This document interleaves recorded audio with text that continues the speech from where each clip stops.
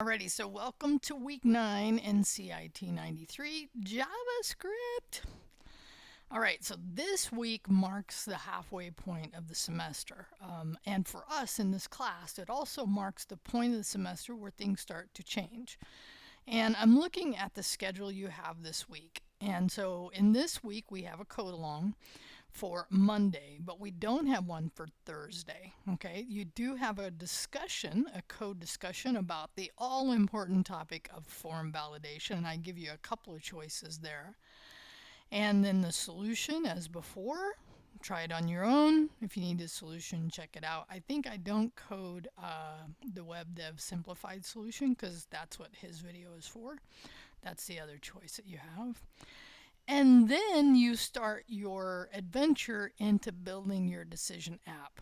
Okay, so this is where we take what you've learned up to this point. It's not as if you have to venture into code you haven't written, but you do have to take your own idea. And I'm going to show you the final steps. So there'll be 7 steps where we take, and I'll have a specific thing that you'll walk through or that you'll need to do for that step. And there's a video for this, so I won't really cover it. I'll just show you the output to give you the idea. Okay, so this is that important week 9, and also at the end of this week, and I checked the grades today, and 84% of you are passing. Awesome. So you're in a good position. This shouldn't be something you have to think about, but there may be a couple of you that want to think about if this is what you want to continue. Know that if you're here after the end of the 9 weeks the following Monday, you're here. Okay, so don't be in that situation, hopefully, that you are regretting choices. So in week 9, after week 9, after you finish week 9, so the other thing that's heading at you is the technical interview. And this is where you actually will live code with me watching. I will be giving you specific things that you need to achieve, to write code to do, but again, nothing you haven't seen so far. And some students will say, well, how do I prepare? Well, honestly, that's what my reviews, the weekly AI reviews, have been intended to help you with. So I'm actually thinking this week in week 9, because the week is different, I'm going to drop the review. But starting in week 10, I think I'm going to change the review to actually be more of what we've already covered, because we also venture into some areas after into week 10 and beyond that's a little harder. Not impossible, for sure. And I could ask, anyway, I won't venture into that. I'm just telling you, I'm going to drop it for this week, and I'm going to pick it up in week 10, and I think I'm going to do a little more, like some stuff we have already covered, to give you that experience. Okay? All right, so again, there'll be a video for that. I'll actually probably produce that next at the end of when you finish week 9. So in this case, you need to be in good standing in the class to be able to get to finish week 9, and then you can sign up. There is another class also doing technical interviews, and this is not where I ask you questions. This is where you demonstrate skill. But I thought one thing it would be good to do right now is I went and looked at simple syllabus, and I was like, okay, yeah, that drop date is there, right? And so also the outline. So in this case, what you've been focused on up to this point in the class is 45%. Now, we continue after this week with weekly work, discussions, and assignments or code-alongs, right? But now we venture into 20% of the class. So in this case, there's those 7 steps that you will follow along to get ultimately to an app that will feel very much like where the carbon footprint is right now. And then 25% of your score comes from that technical interview. And that's why it's really important to understand the way it works. And again, you'll have more on this with that video. And then 5% of this course, I noticed this is different than my database class. And that's why I felt okay dropping one this week. But the reviews are with 5% and the attendance is worth 5%. And by the way, there are passes for those of you, right? I noticed not a lot of people are using passes. Some did, which is awesome. Okay, so I just thought it'd be a good point now to remind us like where we're at. Okay, So for this week, here's what we're going to do. So I already talked about the technical interview. The sessions will actually, the point at which you can sign up starts on 3:20. Again, check out the video for that, for how it works. This week, I ended up watching my solution for actually, no, this is not it. Oh, I'll put it here. I watched my solution. It'll be listed in here. Actually, it's already listed also in the course, but I'll list it here as well. I actually watched it myself because I always do that. I always think about, okay, what have we done? What solution did you see? And what's really important is there's some good topics, in my opinion. I explain the hack, why we're using the hack. We talk about globals. We're going to do that this week. So I thought, you know what? Here's the thing. Is this week the way you get graded is you actually match my code for what you have. So you'll need to just make sure your code is in that state. So I thought I'd also demonstrate the state at which it needs to be in. So at this point, right, of course, all these things are in place. But when you submit, right, it's actively outputting. That's nothing new, but the way the edit works, right? So when the edit works here, right, and then notice how the table goes away because we render, and that's something that I covered in the solution. So make sure you have that.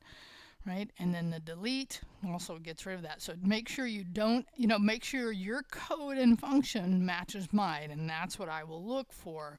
That's how I will grade your 70 points for this week. Okay. And make sure you've set that up in week 9. And by the way, it doesn't hurt as well to put a title in here so you know. And I know at least Allison has been doing some of her own CSS. Allison, you're welcome to apply that once you, if you've been following along. Because some of you, and this is not bad, and this is something I'm thinking about for the future. Some of you, when we go into the weekly code discussion, definitely, and I think this is good, come up with your own way of doing things. But what happens is as we move back into the week, I want you to have my code so that it's a way that I make sure you're following along with the process of the coding. Okay. So here's the thing. In the reply, you can ask a question or make a suggestion on the code because we could definitely talk about that. Or, and this would be the other thing you could do, is tell us what decision you think you will make in your decision-making app, DMP. We want to abbreviate everything. So I thought in that vein, I'd show you. Like at this point, here's my last step. Now, this is not the first step. As a matter of fact, you can see up here, it's step 7. So you will go through, or we will collectively go through step 1, step 2, all the way to 7 to get to this point. So you don't start here in week 1. We actually just write the condition. You set up some variables. You do a documentation file. But ultimately, like for me, my decision was a daily activity decider. Like and this is really actually based in reality. Let's say I had a sleep score of 50, right? My sleep score of 50 would say my thing today is a recovery walk. I should not be doing anything strenuous, but let's say on Wednesday I had a 90, and on that day, I get to do a HIIT workout, right? And so I also base my decision based on what I like to do on particular days, but I let the decision be, here's what I want to do. So my logic looks at the days, how I've set them up as far as what workouts, but ultimately then make the decision based on a combination of the day and the score. Now don't, I know that can sound elaborate, but it's not that different than what I had you do on the movie rating, okay? And still the edit, right here, rendering that back, deleting, right? So this is the functionality pretty much here. But what's different? And this is something we're going to do. So there is a couple more steps we do moving forward. And one of them is and I think it's this week actually, we do local storage. And notice how I hit refresh and I still had my data there because we're going to implement local storage into it. Okay. So now that I've at least given you the brief description, think about what kind of decision might you code? Right? And you need some, inputs into your decision-making process. You need at least a couple of different paths of branching through your logic. So That's the key there. Okay, so let's see. Here's what I did. I realized I actually gave you the video for the end. If you wanted to look at it, you don't have to here if you already have some idea. But if you kind of want to think a little bit before we get to the end of the week, right now what I'm going to do is when you submit your step 1 and there's a specific folder and things I ask for, you're not doing any web page output, right? So make no functions, make sure you follow my requirements in here. But if you wanted to take a little peek, a little forward look to the end of the week, you're welcome to do that. Let's see, I think that was it. In this week 9, I will be traveling, and I've kind of given you the heads up. Again, my office hours don't change. I'm just basically traveling and working remotely.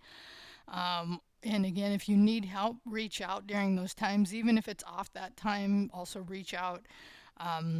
Zach will still be available. I haven't talked about Zach in a little while, but definitely check out Zach's schedule because he's available when I'm not. Typically a time of the day, I think up till 7 o'clock at night on Tuesdays, Thursdays. So keep that in mind if you need help or you just want to talk to somebody about code. All right, that's it. Have a great one, and I'll talk to you soon.